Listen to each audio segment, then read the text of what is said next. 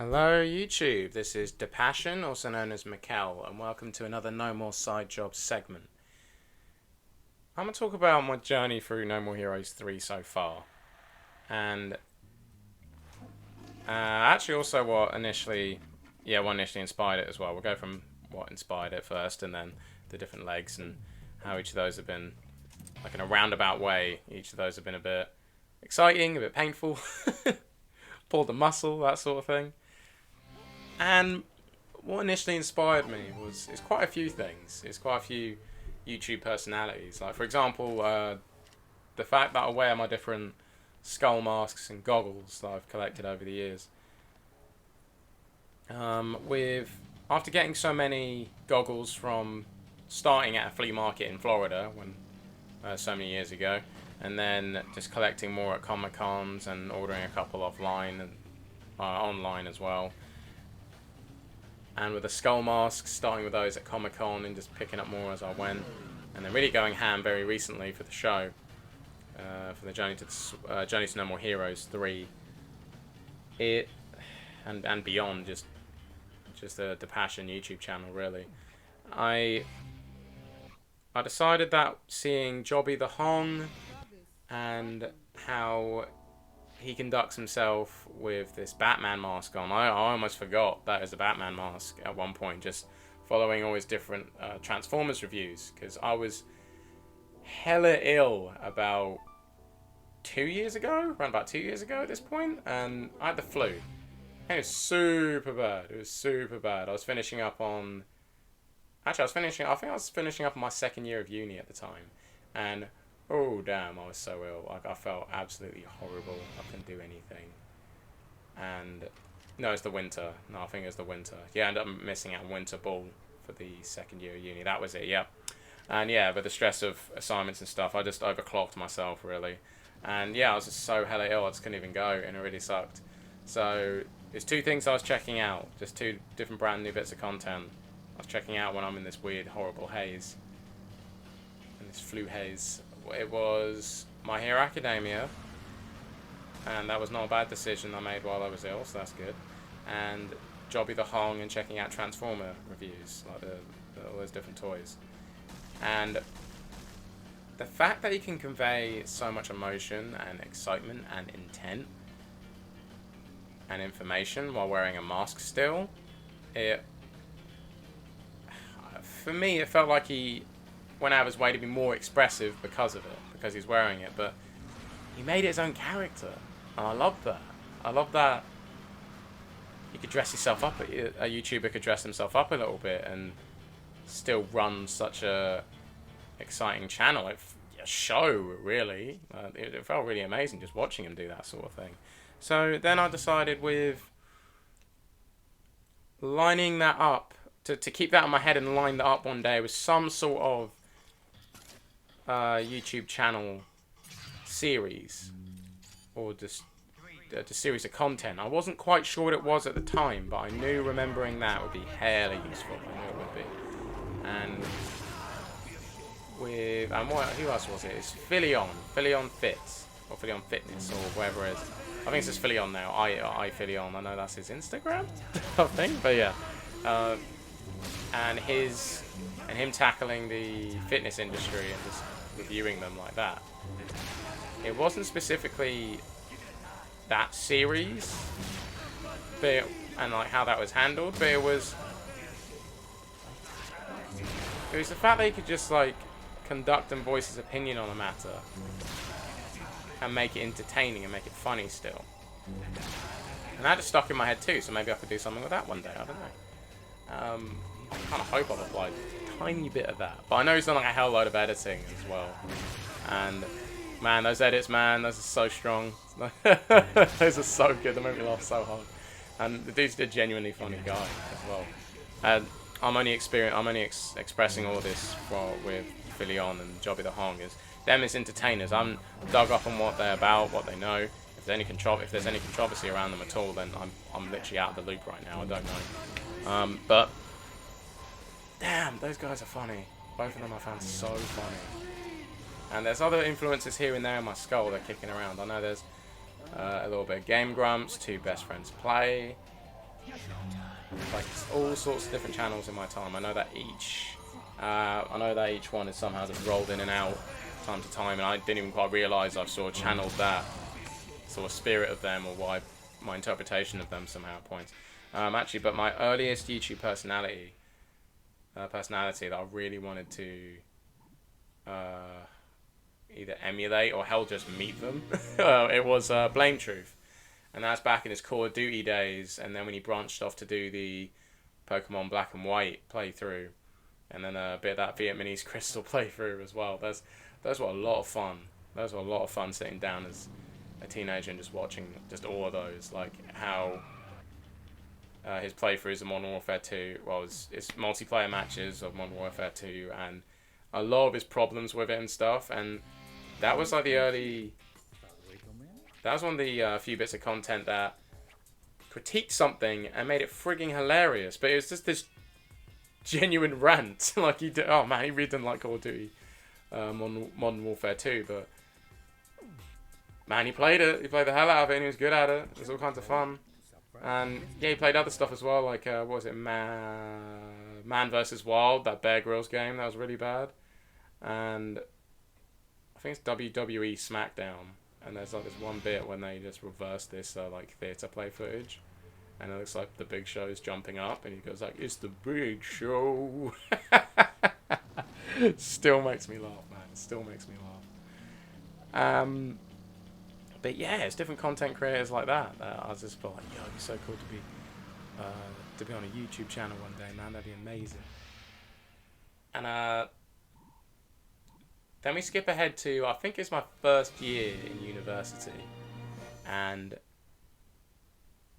me and Matt were talking about having a YouTube channel that focused on Transformers Generation 1 stuff, because we were both super into Transformers. At the time he was collecting Transformers and putting the big chunky third-party ones together, like the ones that focused on getting the scale among the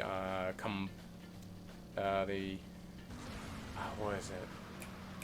The different combiner units, and getting those actually to scale among themselves and that sort of thing. I just found that so intriguing, and yeah, soon after I did an offshoot and checked out Jobby the Hong for those Transformers reviews. But yeah, so we had the idea of just like going over and making different goofy top 10s for the all the many like strange, crazy, and bizarre stuff that happens in Transformers Generation 1. I actually have the list on my wall. I'm looking at it. I'm gonna go pick it up. Give me a sec. Still on my wall. Like I'm. Which one? Here we go. There we go. Shut the door. It's been on my wall for so damn long that when I peeled it off, the blue tack didn't come with it. The paper's too weak now. But there was, okay, so the discussion point, there's only one discussion point. I'll get into some of these G1 top 10s. I'll put top 10s in quotations. Durability of Transformers. But yeah, so we had the top 10s ideas we had for dick shots, so how many times they got hit in the crotch. Humans ignoring physics. So, one of those scenarios, I think it was Spike, I think the frigging kid. He threw a rock at... It's either Thundercracker or Starscream. He threw a rock at him, like at his wrist, and this Transformer in question, because I can't quite remember which one it was, had his dad at gunpoint. And he just threw this rock, and then, yeah, I think he's pretty sure it's Starscream now. He seems feeble enough. It just smacked him in the wrist. He's just like, ah! Like, he literally just screams out in pain. And we stood there and figured it out. And I was like, okay, we got to figure out the... I lowballed it to be like the size of a baseball, and then found out like the fastest baseball throw, and then what it would take. It's just these silly power scaling, these silly power scaling equations. Like very off, definitely off. I kind of wish there's some sort of power scaler. I wish we knew some kind of power scaler or some sort of physics teacher or whatever at the time, just to figure that out. Like how much it would take. But then also there's the nerve endings in there and stuff. Like of a Transformer. Like sometimes they're just blank lasers, and then there's other times and I don't know, you could slap them and they're just like my power core or whatever, like sort of thing. But yeah, so that'll be a very interesting top 10. Just seeing how just weirdly dangerous humans are. That or like there's another time. I think it's Sparkplug, like his dad. That good old Wiki with the friggin' hard hat. He gets backhanded to like a friggin' wall, and he's fine. I'm like, what? Why? Like, I think that's how. I'm hoping I remembered those correctly. And then there's toy combat, so any sort of distant animation, and it's just a couple frames back and forth, and it just pretty much looks like they're waggling the toys at each other. That always made us giggle when we saw that in the background when several Transformers would be on the screen battling each other. That was always hilarious. Also, there's another list of when Megatron could have killed Prime. Just all the times he's like gloating, standing on his head, and just not actually shooting him in the mouth or something. Like, then Transformers ignore physics.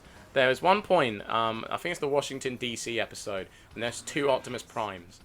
There's 2 of them. It's the frame when it's after the frame when he points out, they're like, oh my goodness, the monument's falling. And then it cuts back to him. He runs. I didn't notice this at first. Matt's like, oh, there's 2 on the screen. What do you mean?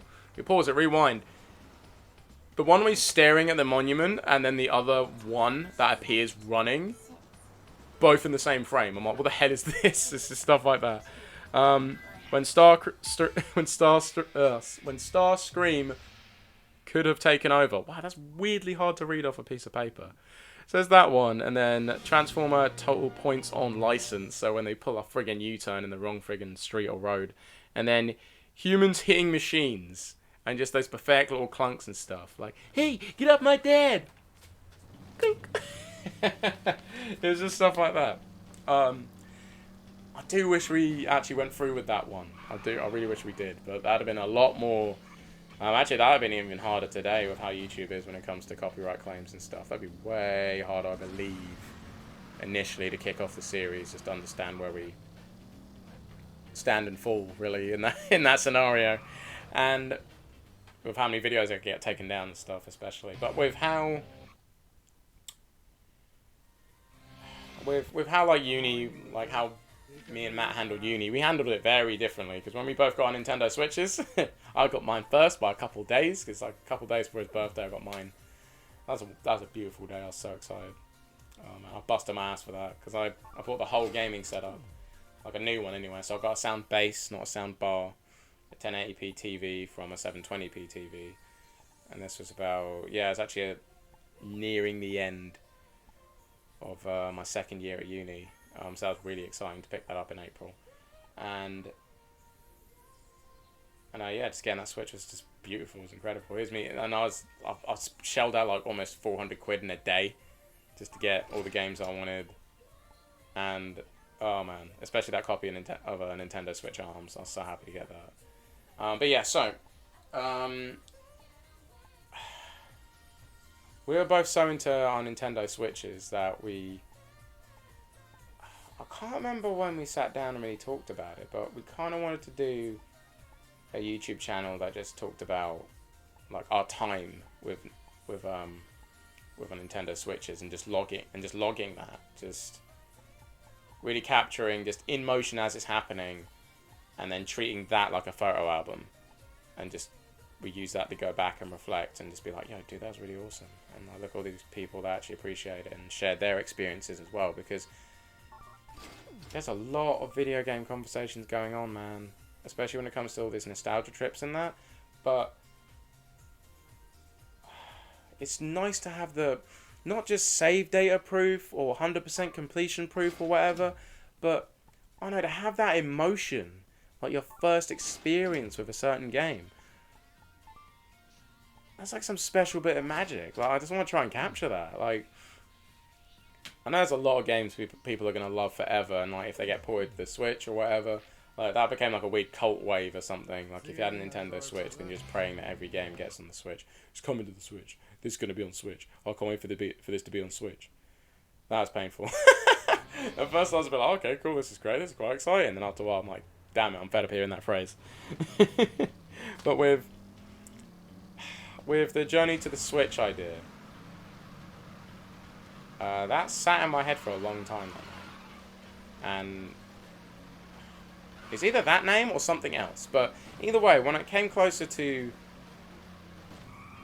finally deciding, you know what, let's make a let's make a channel dedicated to just the video games that have changed and switched my perspective on things in life. So it was less focused on Switch, but more about all the other consoles I'll be playing.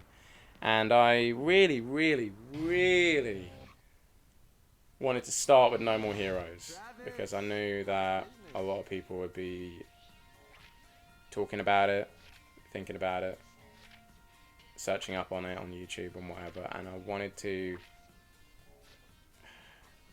well, not lead the charge, but at least give it a go. At least give it a go and see if I strike oil and really make it and really make it somewhere with it. And I feel like I already have, because I know there's a handful of my subscribers I know, and there's a few that I do not know in the slightest personally, and that excites me more than anything. If it was literally like 8 people I know and then the other 2 I don't, I'm hella excited for those 2, because those are 2 complete strangers. A bit like, yo, I like the look of this guy. I like how he's going for this game and what he's expressing and experiencing and how he's enjoying it. I want to see more of that. I find that so exciting. And this ain't even some bait for like, comment, and subscribe or whatever. I'm like, I just find that exciting. I'm not quite sure how to put it into words. It's just the fact that I was able to put a pretty decent foot forward while playing a video game that I frigging love. And that they want to hop on for the rest of the journey and see how it goes. Because it's a pretty lofty goal, playing through 3 different games back to back.